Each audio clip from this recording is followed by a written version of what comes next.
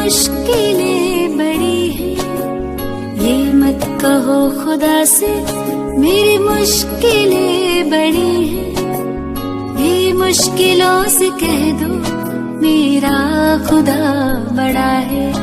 आती है आंधियाँ तो कर उनका खैर मकदम, आती है आंधियाँ तो कर उनका खैर मकदम, तूफान से ही तो लड़ने खुदा ने तुझे गढ़ा है। ये मत कहो खुदा से मेरी मुश्किलें बड़ी हैं, ये मुश्किलों से कह दो मेरा खुदा बड़ा है, मेरा खुदा बड़ा है, मेरा खुदा बड़ा है।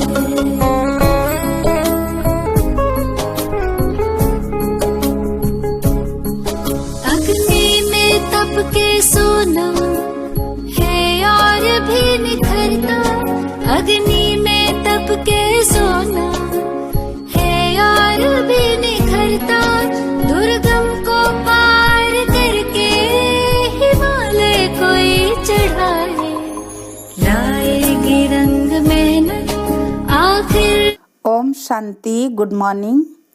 29 जनवरी 2022 प्रातः मुरली बाप दादा मधुबन। मीठे बाबा बोले, मीठे बच्चे, आत्मा को निरोगी बनाने के लिए रूहानी स्टडी करो और कराओ, रूहानी हॉस्पिटल खोलो। प्रश्न, कौन सी एक आस रखने से बाकी सब आशाएं स्वतः पूर्ण हो जाती है? उत्तर, सिर्फ बाप को याद कर एवर हेल्दी बनने की आस रखो। ज्ञान योग की आस पूर्ण की तो बाकी सब आशाएं स्वतः पूरी हो जाएगी। बच्चों को कोई भी आदत नहीं रखनी है, ऑलराउंडर बनना है। भल खामियां हरेक में है, परंतु सर्विस जरूर करनी है। गीत, धीरज धर मनुआ धीरज धर, तेरे सुख के दिन आए कि आए। ओम शांति। बच्चों ने गीत सुना। इस समय सभी आत्माओं को धीरज दिया जाता है। आत्मा में ही मन बुद्धि है, आत्मा ही दुखी होती है, तब बाप को बुलाती है, हे पतित पावन परम पिता परमात्मा आओ। कभी ब्रह्मा विष्णु शंकर को पतित पावन नहीं कहा जाता। जब उन्हों को नहीं कहा जाता तो लक्ष्मी नारायण राम सीता आदि को भी नहीं कहा जा सकता है। पतित पावन तो एक ही है। विष्णु का चित्र तो है ही पावन, वह है विष्णुपुरी के मालिक। विष्णुपुरी स्थापन करने वाला है शिव बाबा, वही इस समय विष्णुपुरी स्थापन कर रहे हैं। वहाँ देवी देवताएं ही रहते हैं। विष्णु डिनास्टी कहे अथवा लक्ष्मी नारायण डिनास्टी कहे, बात एक ही है। यह सब पॉइंट्स धारण करने की है। बाप है रूहानी और यह रूहानी स्टडी है, रूहानी सर्जरी है। इसलिए बोर्ड पर नाम भी ऐसा लिखना चाहिए, ब्रह्मा कुमारी रूहानी ईश्वरीय विश्वविद्यालय। रूहानी अक्षर जरूर डालना है। रूहानी हॉस्पिटल भी कह सकते हैं, क्योंकि बाप को अविनाशी सर्जन भी कहते हैं। पतित पावन ज्ञान सागर भी कहते हैं। वह धीरज दे रहे हैं कि बच्चे मैं आया हूँ, मैं रूहों को पढ़ाने वाला हूँ। मुझे सुप्रीम रूह कहते हैं। आत्मा को ही रोग लगा हुआ है, खाद पड़ी हुई है। सतयुग में पवित्र आत्माएं हैं, यहाँ अपवित्र आत्माएं हैं। वहाँ है पुण्य आत्माएं, यहाँ है पाप आत्माएं। आत्मा पर ही सारा मदार है। आत्मा को शिक्षा देने वाला है परमात्मा, उनको ही याद करते हैं। सब कुछ उनसे ही मांगा जाता है।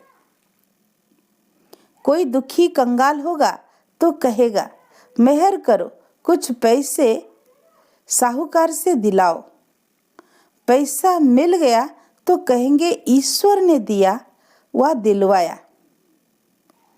कोई कारपेंटर है तो उनको सेठ से मिलेगा, बच्चों को बाप से मिलेगा, परंतु नाम ईश्वर का बाला होता है।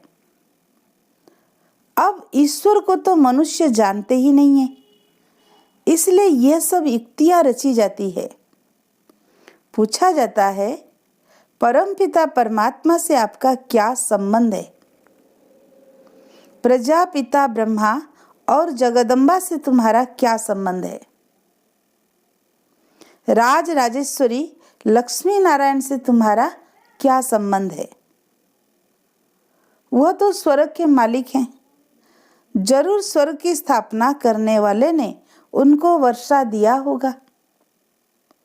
यह तो विष्णुपुरी के मालिक है ना।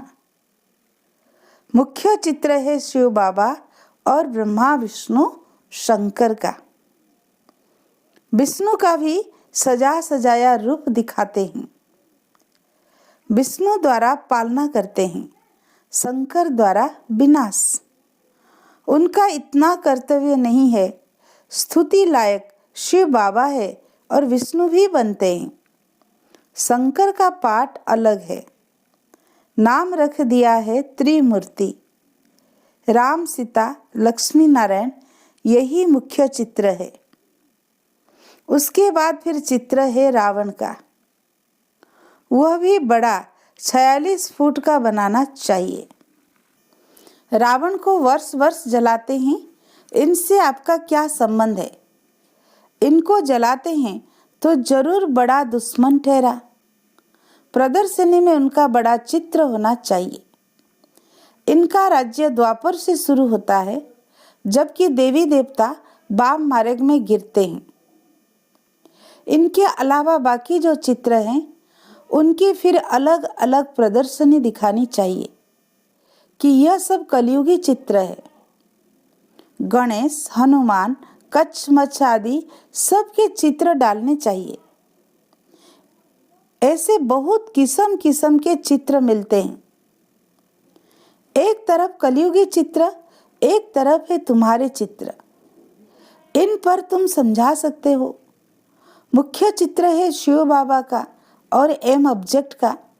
लक्ष्मी नारायण का अलग है, संगम का अलग है, कलयुग का अलग है। चित्रों की प्रदर्शनी के लिए बहुत बड़ा कमरा चाहिए। देहली में बहुत आएंगे, अच्छे और बुरे तो होते ही हैं। बड़ी संभाल करनी चाहिए। इसमें चाहिए पहचान। चीफ जस्टिस से ओपनिंग कराते हैं, वह भी नामी ग्रामी नंबर 1 है। प्रेसिडेंट और चीफ जस्टिस इक्वल है। एक दो को कसम उठवाते हैं। जरूर कुछ समझते हैं तब तो उद्घाटन करेंगे ना।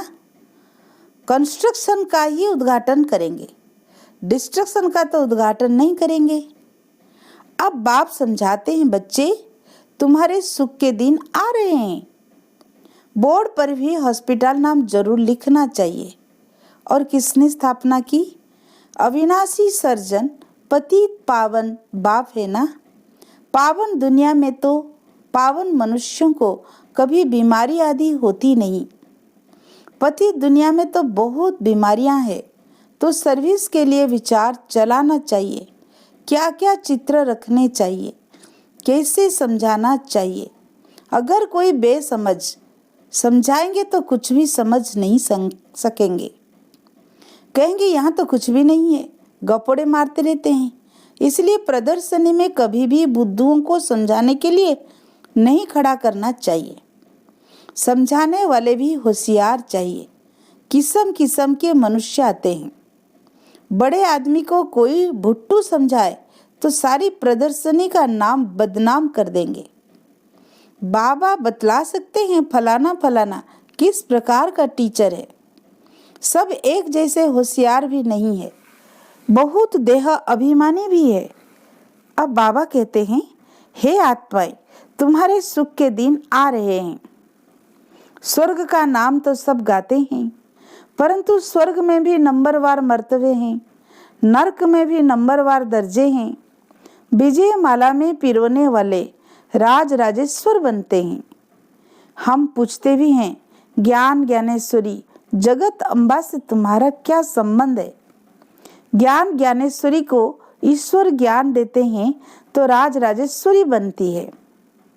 जगत अम्बा को भी बहुत बच्चे हैं और प्रजापिता ब्रह्मा को भी बहुत बच्चे हैं। कितनी सूक्ष्म बातें हैं। मनुष्य समझ ही नहीं सकते कि प्रजापिता ब्रह्मा और जगत अम्बा यह कौन है। प्रजापिता ब्रह्मा के मुख वंशावली होंगे ना। सेंसिबल जो होंगे वो झट पूछेंगे, हमको यह बात समझ में नहीं आती कि प्रजापिता ब्रह्मा और जगत अम्बा का आपस में क्या कनेक्शन है जो इतने बच्चे मुख से हुए हैं। ऐसे प्रश्न पूछने से आने वालों की बुद्धि का भी पता लग जाएगा। बाप सब राज समझाते हैं। त्रिमूर्ति, झाड़, गोला, लक्ष्मी नारायण का चित्र, इनमें एम ऑब्जेक्ट भी है। वर्षा देने वाला भी ऊपर में खड़ा है, तो समझाने वाला बहुत होशियार चाहिए। प्रश्नावली भी बहुत अच्छी है। रावण से तुम्हारा क्या संबंध है? इतने बड़े बड़े विद्वान पंडित आदि कुछ भी समझते नहीं है कि ये दुश्मन कैसे हैं। हम भी आगे समझते नहीं थे।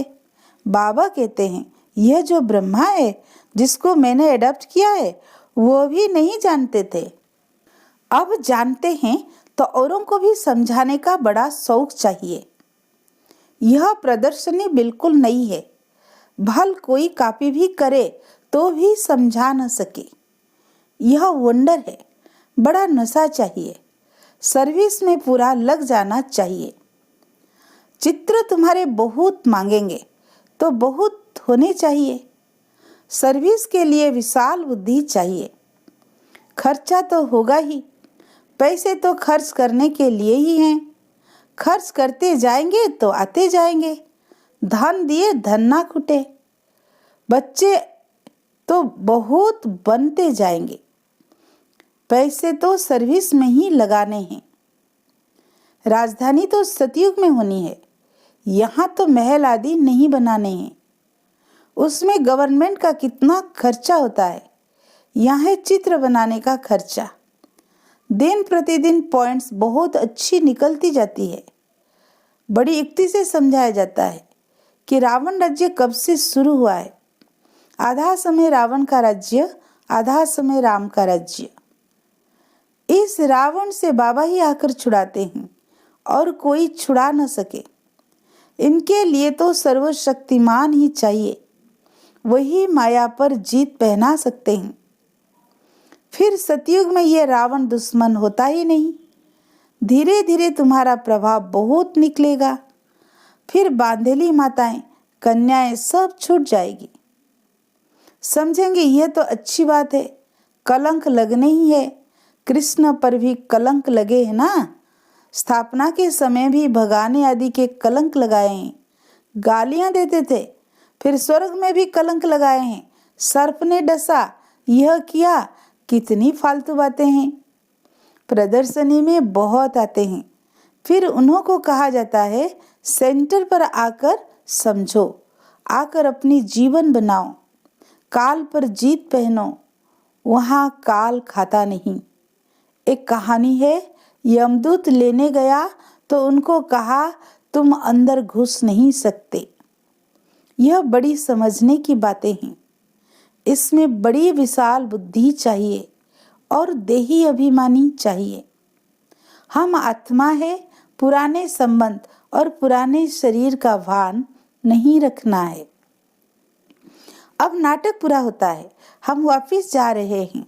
स्वर्ग में आकर हमको नए संबंध में जुटना है। यह ज्ञान बुद्धि में है। यह पुरानी दुनिया तो खत्म होने वाली है। हमारा संबंध है बाप से और नई दुनिया से। यह बातें सिमरन करनी पड़े। यह ज्ञान मिल रहा है तुमको भविष्य नई दुनिया के लिए। यह पुरानी दुनिया तो कब्रिस्तान होनी है। इनसे क्या दिल लगानी है। सब कुछ खलास हो जाने वाला है। देही अभिमानी बनना अच्छा है। हम बाबा के पास जाते हैं, अपने साथ बातें करनी है, तब कोई को समझा सकेंगे। अब तुम बच्चे जानते हो हमारे सुख के दिन आ रहे हैं। जितना पास होने का पुरुषार्थ करेंगे तो पद भी ऊंचा पाएंगे। सर्टिफिकेट तो टीचर ही देंगे ना। वह जानते हैं इनमें कितनी सच्चाई है, कितना सर्विसेबल है। यह कंस्ट्रक्शन का काम करते हैं, डिस्ट्रक्शन का काम तो नहीं करते हैं। सर्विसेबल ही दिल पर चढ़ते हैं। भल अभी तो परिपूर्ण कोई नहीं है, खामियां तो सब में रहती है। परिपूर्ण तो आगे चलकर बनना है। शौक रखना है मनुष्य के जीवन कैसे बनाए, कांटों को फूल बनाना है। बाप भी कांटे जैसे मनुष्यों को फूल बनाते हैं, देवता बनाते हैं। ज्ञान और योग भी चाहिए। बच्चे वृद्धि को पाते रहेंगे, फिर कोई विरोध नहीं करेंगे, सीधे हो जाएंगे। यहाँ कोई डीटी तो है नहीं, हर बात में ध्यान देना पड़ता है। ऑलराउंड बुद्धि चाहिए।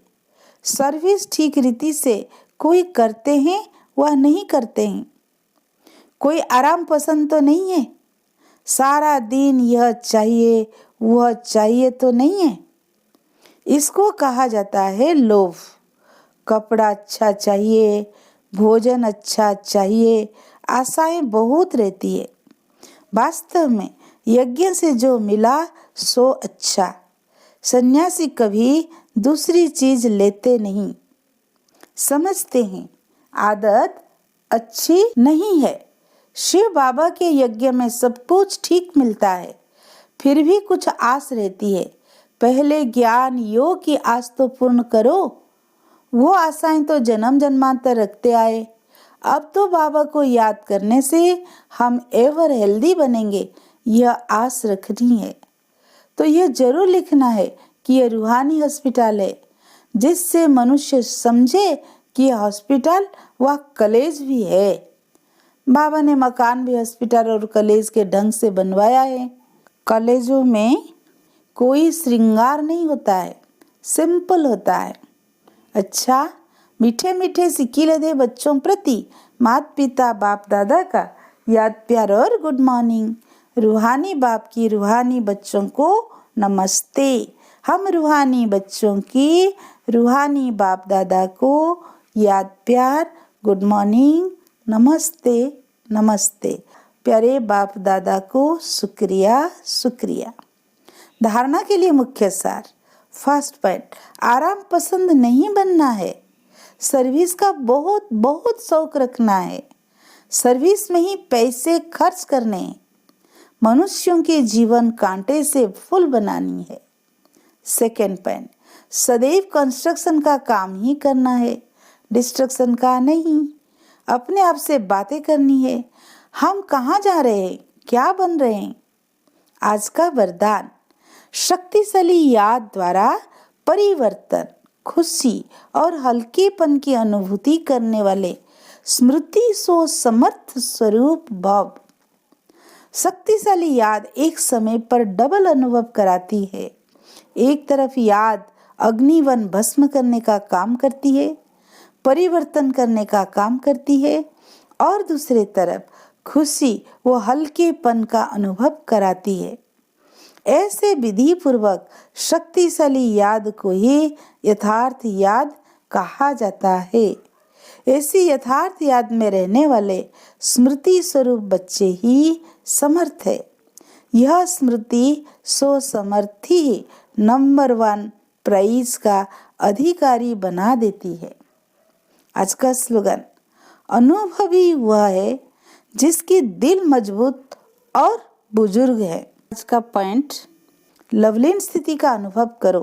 परमात्मा प्यार इस श्रेष्ठ ब्राह्मण जन्म का आधार है। कहते भी हैं, प्यार है तो जहान है, जान है। प्यार नहीं तो बेजान बेजहान है। प्यार मिला अर्थात जहान मिला। दुनिया एक बूंद की प्यासी है और आप बच्चों का यह प्रभु प्यार प्रपट्टी है।